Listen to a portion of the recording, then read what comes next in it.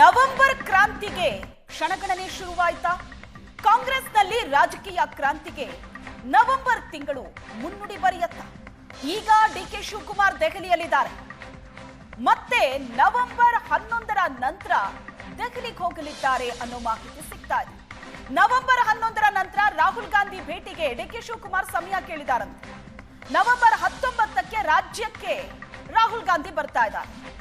November 19ಕ್ಕೂ ಮೊದಲೇ ಪ್ರತ್ಯೇಕವಾಗಿ ರಾಹುಲ್ ಗಾಂಧಿ ಅವರನ್ನ ಭೇಟಿ ಮಾಡೋದಕ್ಕೆ ಡಿಕೆ ಶಿವಕುಮಾರ್ ಸಮಯ ಕೇಳಿದ್ದಾರೆ. ರಾಹುಲ್ ಗಾಂಧಿ ರಾಜ್ಯಕ್ಕೆ ಬರೋದಕ್ಕಿಂತ ಮುಂಚೆನೆ ತಾನೇ ದೆಹಲಿಗೆ ಹೋಗಿ ರಾಹುಲ್ ಗಾಂಧಿ ಅವರ ಜೊತೆ ಮಾತಾಡಿ ಬರೋದಕ್ಕೆ ಡಿಕೆ ಶಿವಕುಮಾರ್ ಪ್ಲಾನ್ ಮಾಡಿದ್ದಾರೆ. ಏನ್ ವಿಷಯ ಮಾತಾಡ್ತಾರೆ ಹಾಗಾದ್ರೆ?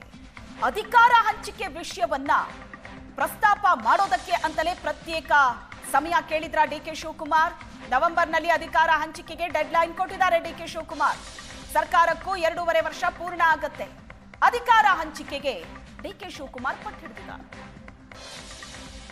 ಈ ಬಗ್ಗೆ ಹೆಚ್ಚಿನ ಡೀಟೇಲ್ಸ್ ಅನ್ನ ಕೊಡ್ತಾರೆ ಪ್ರತಿನಿಧಿ ಮಾರುತೇಶ್ ಇದ್ದಾರೆ ಸಂಪರ್ಕದಲ್ಲಿ. ಮಾರುತೇಶ್, ನವೆಂಬರ್ ಕ್ರಾಂತಿಯ ಬಗ್ಗೆ ಬಹಳ ಜೋರಾಗಿ ಚರ್ಚೆ ನಡೀತಾ ಇದೆ. ಅದಕ್ಕೆ ಪೂರಕ ಅನ್ನೋ ಹಾಗೆ 19ಕ್ಕೆ ರಾಹುಲ್ ಗಾಂಧಿ ರಾಜ್ಯಕ್ಕೆ ಬರ್ತಿದ್ದಾರೆ. ಆದ್ರೆ ಅದಕ್ಕೂ ಮುಂಚೆ ಹೋಗಿ ರಾಹುಲ್ ಗಾಂಧಿ ಅವರನ್ನ ಭೇಟಿ ಮಾಡೋದಕ್ಕೆ ಸಮಯ ಕೇಳಿದಾರಂತೆ. ಹಾಗಾದ್ರೆ ಒಂದು ಕ್ರಾಂತಿ ಅಂತೂ ಆಗೋದು ಪಕ್ಕ ಅನ್ನಿಸ್ತಿದ್ಯಾ? ಅದಕ್ಕೆ ವೇದಿಕೆ ರೆಡಿ ಆಗ್ತಿದೆ ಅನ್ನೋ ಲಕ್ಷಣಗಳು ಕಾಣಿಸ್ತಿದ್ಯಾ?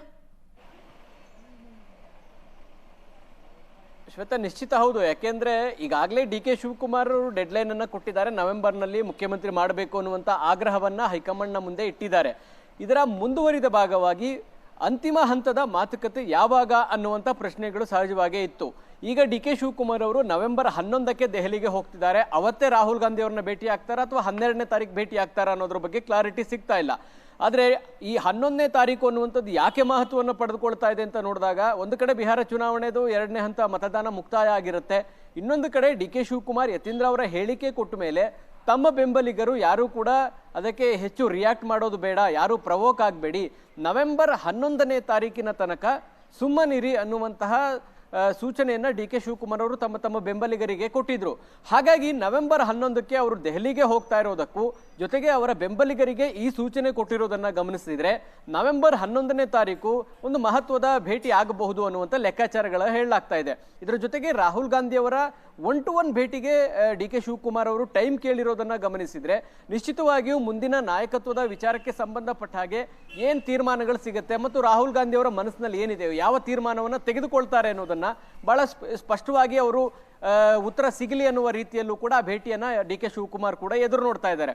ಇದರ ಜೊತೆಗೆ ಡಿ ಕೆ ಶಿವಕುಮಾರ್ ಒಂದು ಪ್ಲಾನ್ ಆಫ್ ಆಕ್ಷನ್ಸ್ ಕೂಡ ರೆಡಿ ಮಾಡ್ಕೊಂಡು ಇಟ್ಕೊಂಡಿದ್ದಾರೆ. ಮುಂದೆ ವಿಧಾನಸಭಾ ಚುನಾವಣೆ ಬರುವುದು, ಅದರ ನಂತರ 2028ರ ಚುನಾವಣೆ ವಿಧಾನಸಭೆದು, 2029ರ ಲೋಕಸಭಾ ಚುನಾವಣೆ.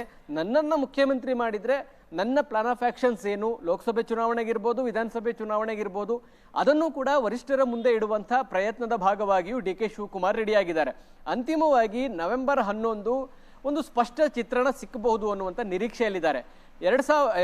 ನವೆಂಬರ್ 15ಕ್ಕೆ ಸಿಎಂ ಕೂಡ ದೆಹಲಿಗೆ ಹೋಗ್ತಾ ಇದ್ದಾರೆ. ಸಿಎಂ ಹೋಗುವ ಮುನ್ನವೇ ಡಿ ಕೆ ಶಿವಕುಮಾರ್ ರಾಹುಲ್ ಗಾಂಧಿ ಅವರ 1-to-1 ಭೇಟಿಗೆ ಸಮಯ ಕೇಳಿ ಅವರು ದೆಹಲಿ ಪ್ರವಾಸವನ್ನು ಕೈಗೊಳ್ತಾ ಇರೋದು ನಾಯಕತ್ವದ ಬದಲಾವಣೆ ವಿಚಾರಕ್ಕೆ ಸಂಬಂಧಪಟ್ಟ ಹಾಗೆ ಅತ್ಯಂತ ಮಹತ್ವದ ಮೀಟಿಂಗ್ ಅನ್ನುವಂಥದ್ದು ಕೂಡ ಚರ್ಚೆ ಮಾಡಲಾಗ್ತಾ ಇದೆ. ಹಾಗಾಗಿ ರಾಹುಲ್ ಗಾಂಧಿ ಅವರ ಈ ಭೇಟಿಯ ಬಳಿಕ ಡಿ ಕೆ ಶಿವಕುಮಾರ್ ಅವರಿಗೆ ಒಂದು ಸ್ಪಷ್ಟ ಚಿತ್ರಣ ಸಿಗಬಹುದು. ಹೈಕಮಾಂಡ್ ಮನಸ್ಸಿನಲ್ಲಿ ಏನಿದೆ ಅನ್ನೋದನ್ನು ಬಹಳ ಕ್ಲಿಯರ್ ಆಗಿ ಅವತ್ತು ಅವರಿಗೆ ತಿಳಿಸಬಹುದು ಅನ್ನುವಂತಹ ಮಾಹಿತಿಗಳು ಕೂಡ ಇದಾವೆ. ಆ ಹಿನ್ನೆಲೆಯಲ್ಲಿ ನವೆಂಬರ್ 11 ನವೆಂಬರ್ ಕ್ರಾಂತಿಗೆ ಮುನ್ನುಡಿ ಬರೆಯುವಂತ ದಿನಾಂಕ ಆಗುತ್ತಾ ಅನ್ನುವ ರೀತಿಯಲ್ಲಿ ಕೂಡ ಚರ್ಚೆಗಳಾಗ್ತಾ ಇದಾವೆ. Shweta, yes, thank you Maruthesh ನಿಮ್ಮೆಲ್ಲ ಡೀಟೇಲ್ಸ್ಗೆ.